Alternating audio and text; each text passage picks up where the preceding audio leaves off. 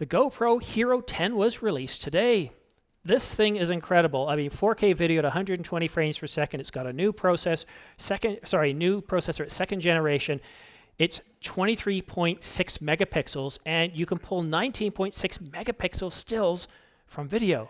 So 4K 120, 2.7K at up to 240 frames per second, with a maximum of 5.3K at 60 frames per second. Improved low light. And of course, you strap this to your skateboard, your dog, whatever it is that's moving. And with that hyper smooth 4.0, that IBIS on steroids, I think that it should be my next camera. I mean, $499. Canon just released two lenses, the 16mm and the 100 to 400, and I got to tell you, after watching this video, after taking another look at the GoPro Hero 10, this at $500 would fill a hole in my lineup when I'm out riding bicycles and I'm trying to take the shots. You have no idea how difficult it is to hold this in one arm with your R5 and a 50mm like this, like I'm Arnold Schwarzenegger, and I'm not, when I could just strap it to my son's helmet. And so I think $400, this is something I'm going to seriously look at. And everyone's laughing at me, so I'm going to turn this over to the panel. John, I'm going to hand it over to you. What do you think of the GoPro Hero 10?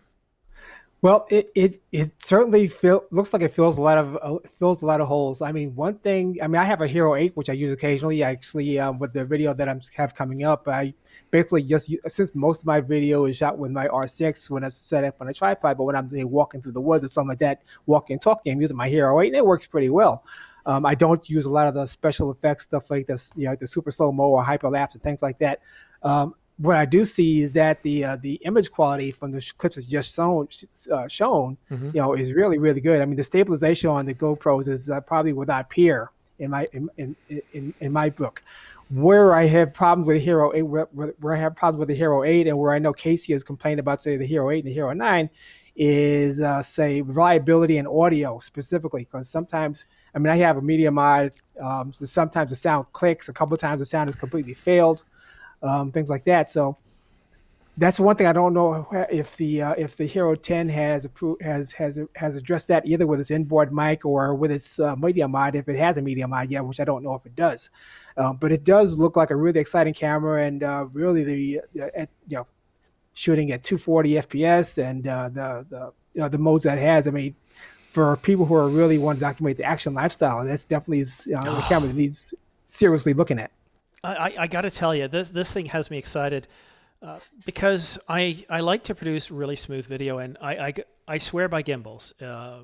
Sure, a couple of days getting used to them, but once you get your first super smooth video, it's just amazing. And I made the mistake of taking the R5 out to the forest with my son several weeks back. I put this light on top. It's what's it called again? The Pocket Light F7 Mini. And in low light in the forest, this thing's bright enough to just shine everything up. It does a great job. I was so focused on testing this out that I completely forgot to bring my gimbal, and there's some video I couldn't use because when you're walking with it, you know how it just sort of jerks the frame? The IBIS just can't keep up.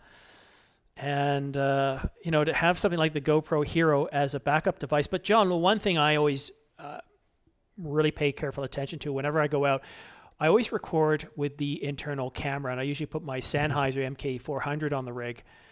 But I also will mic up my talent as well because, it's you've got the perfect video, and then your audio fails, and it's a big kick in the teeth. No, you're absolutely right. I know we've talked about that before, and I know you've given me some recommendations in terms of external audio and recording, dually and that kind of thing. So definitely something ongoing. Definitely need to look at. Yeah, and just for you guys, if you want to know the equipment I use, this is what I often. Let's put it right up here. Cover my eyes so it'll go into focus. Nope, I probably played with the focus. So this is a Sennheiser MK400, and they just released a new one. This dead cat in the wind, this thing's going to look after you. I know the Rode VideoMic Pro, it's pretty good, but I have that too, and out in the wind, a little bit of wind, it's terrible. It's like fingers on a chalkboard. Whereas this, I was in 40 kilometer an hour winds or about 25 mile an hour winds. And with this, without the wind filter turned on, you could hear the wind, but it sounded like wind. With the wind filter turned on, I was a little more tinny, but the wind was gone. Really good. But I also use a lavalier microphone, the Tascam. It's not wireless. I don't like wireless. I've got companies constantly saying, you want to test this? I don't like it because I don't have to worry about interference. I plug it on here, I put it in the pocket or someplace on my talent, and it never fails. And those are the mics I use most of the time. I do have a Maneo here that I would use for this channel instead of this cheap mic. But because I'm in like a 40 by 40 room, hardwood floors, walls, the echo is horrible. I can't believe this cheap mic does a good job, so that's why I'm using this. But now let me turn it over. So Magnus, I haven't given you a chance. What do you think of the GoPro Hero? You know, I'm strangely impressed by the smallest things, and this GoPro Hero, two things actually is what actually impressed me the most. First is the fact that you could actually like rotate it up to like 45 degrees, and it can keep everything in your horizon, completely straight and stable, which I think is pretty amazing. And the second thing, and this is a little bit more minute, but and this might be just for GoPros in general. A lot of people would say, okay, well, I don't need a GoPro. I have my phone and I could just mount it wherever I need it and I'll be just fine. Phones nowadays have stabilization, but they don't compare it to GoPro stabilization. But the other thing is that the smoothness that you get off of GoPro footage when you're recording is night and day, because your phone, for example, when it's recording on a bright day outside, it's going to have to increase that shutter speed just to get exposure correctly. But this GoPro, it just looks smooth. It looks like you've got the right perfect settings as you need them to film smooth footage. So that's actually what I like the most. And the features of 5.3K 60 frames per second, which is improved from the Hero 9, which was 5K at 30 frames per second. 4K 60 went to 4K 120 in Hero 10. It's like they doubled everything from the Hero 9. So that's pretty impressive year over year, at least from when it comes to improvements. It's certainly my hero. One thing, if you go back a couple of weeks, I did a review of the Zhuang Weeble 2. It was actually the Weeble 2 option package. And if you look at the beginning of that video, just the first minute and a half, you'll see three scenes. One where I'm out on a bridge. The sun hasn't risen yet. Then I'm in the forest. The sun is up a little bit, but as you can imagine, the low light is not so good. Then I go deep into the forest. Low light's terrible. And the only thing I have on my R5 for light is this little thing here. So you can imagine these aren't super powerful. And in that third scene, I only set this to about 40%, because if I had set it much greater, the background would have been completely, well, it wouldn't have looked very good. The R5 did have a 50mm f1.2 on it. And people who say I use my phone, and yes, you can, but when you go to video, you really want to keep that shutter at 1/60th, at 1/30th, at worst, in order for your video to look pretty good. And when you do that, and you're dealing with a sensor that's not nearly as good as a Micro Four Thirds for letting light in, when you got a lens that's f2.4, you multiply that by 4, and you're looking at around f8 to f12 as your minimum aperture. So you go into low light with anything like that, you're not going to get the detail. So it really does matter. Your full sensor makes a difference, but this is where it's about choosing the right tools.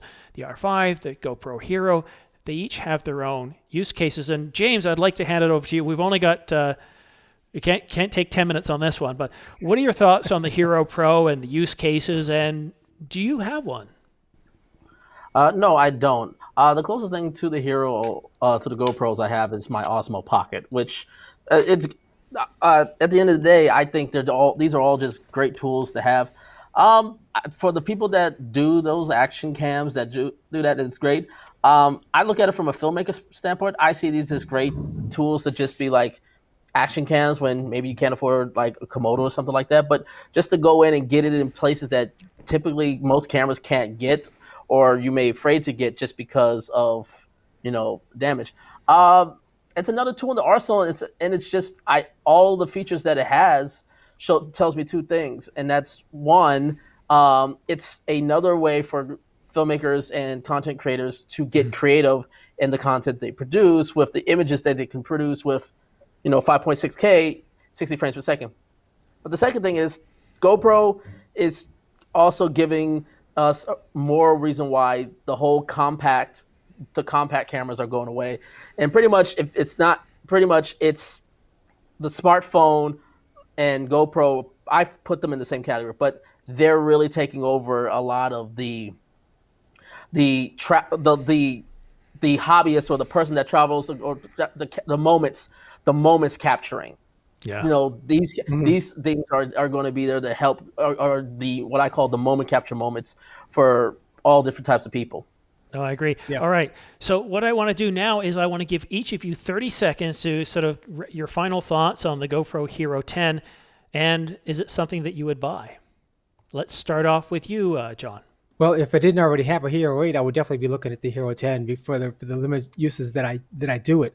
Having a Hero 8, I'm not sure if it's, for what I do. I don't think that the bells and whistles that the Hero 10 has, which are significant, I don't think they help me for what I do, simply because I rely mostly on my R5 and R6 for my video purposes. But for the action lifestyle, especially if you want to do like scuba diving and that kind of thing, cliff jumping, whatever. The Hero 10 sounds like a great deal. Thank you. James? Nothing else. I think I'm really interested to see what people can do with this. I can't believe James a loss of words. All right, Magnus, you have the final comment. All right. So my opinion on the GoPro is really, if you're not in a GoPro at all, I feel that almost it'll be the best use case is when traveling starts to open up a lot. I think GoPro Hero 10 is a great buy, but if you already own a GoPro, then I'm not sure if that'll actually entice you enough to replace it with this one. Fair enough. And because I have a channel, I'm kind of forced into getting these things, so you don't have to. Or at least so that you can see what a regular person... Can I produce the same things that you see in these videos? And sometimes it's hard to do that, whereas other times, like when I showed you my 10-foot tomato tree, it's amazing what these things can do to... One person even asked me, did you have some sort of trolley or something set up? And no, that was handheld, and I got it very smooth all the way up. It didn't shake. Really, really good. If you like this video, well, stay tuned. I've got more of them coming. But keep in mind, this is a pre-recorded segment from my weekly Camera News live show, which is every Friday between 8 o'clock and 10 o'clock Eastern Standard Time. And if you like covering the news and if you would like to collaborate, well, then join me live Friday nights where you can ask questions and interact with the panelists. And panelists cover a range of the camera industry. We have photo experts and video experts. We have camera news or industry insiders. And once in a while, I have some guests from other channels such as Jordan Drake or Dan Watson. But again, thank you so much for watching The Ordinary Filmmaker. Please don't forget to punch that like and subscribe button, as it really does help my channel grow. We'll see you again soon.